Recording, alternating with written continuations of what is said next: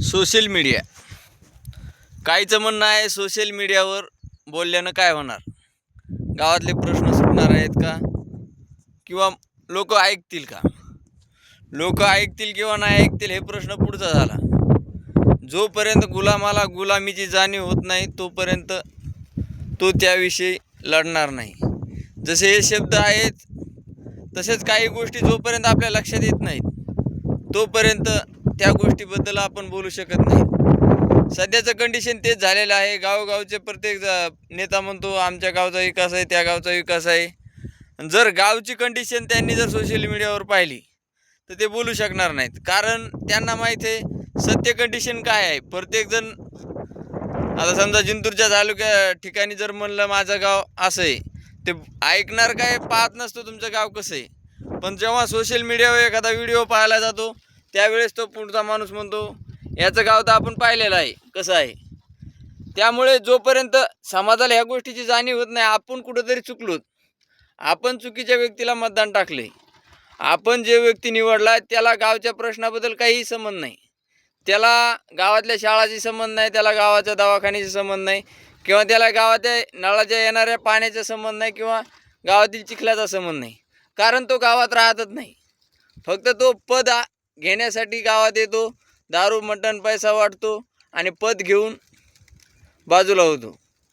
पण जी समाज मतदान करते, ज्या समाजाला गावात राहायचं तो समाज ह्या प्रत्येक गोष्टीला तकलीफ झेलत असतो. त्यामुळे काही गोष्टी आता मी जसं एकलाच बोलत होतो तसं आज गावात 4 सहकारी आहेत. जसं कमेंट करून म्हणतात बरोबर आहे, बरोबर आहे म्हणजे त्यांच्या मनात आहे बरोबर आहे याचं म्हणणं बरोबर आहे. किंवा कोणी जर एखादा व्हिडिओ माझा शेअर केला तर समजा असं आहे की त्याच्या मनात पण खतखत आहे, आपण बोलू शकत नाही पण जे बोलणार आहे त्याच्या पाठीमागे उभं राहू शकतो. जर ह्या गोष्टी होत आहेत, जसं की जर आज माझा व्हिडिओ 1000 जण पाहतात तर काही व्हिडिओ लाखापर्यंत जातात. लाख जण पाहतात म्हणजे याच्यातले लाख जणाला नाही पसंत येणार, पण 10,000 किंवा 5,000 किंवा 1000 लोकांना तरी हे गोष्ट मान्य आहे, तेव्हाच हा व्हिडिओ व्हायरल झाला. जोपर्यंत आज कंडिशन अशी आहे प्रत्येक व्यक्ती दिवसातील 4 तास पाहतो मोबाईल, तर मग ह्या गोष्टी जोपर्यंत आपण सोशल मीडिया व्यक्त होणार नाहीत, जे सत्य कंडिशन मांडणार नाहीत तोपर्यंत सोशल मीडियाचा खरंच योग्य विल्हेवाट लागणार नाही. जसं की आपण पोलीस स्टेशनला गेलं तर त्यांना पैशाची आशा लागली, भ्रष्टाचार वाढलेला आहे. जसं की आपण एखादे तक्रार केली तर ते ज्याच्या विरोधात तक्रार केली तो तिथं पैसे खाऊ घालून, मग त्यामुळे या गोष्टी कागदोपत्री करण्यापेक्षा सोशल मीडिया व्यक्त होणं कधीही सोपं आणि योग्य. फक्त बोलते वेळेस योग्य आणि सत्य प्रश्न असतील तर व्हायरल होतात आणि मान्य पण समाजाला आहे.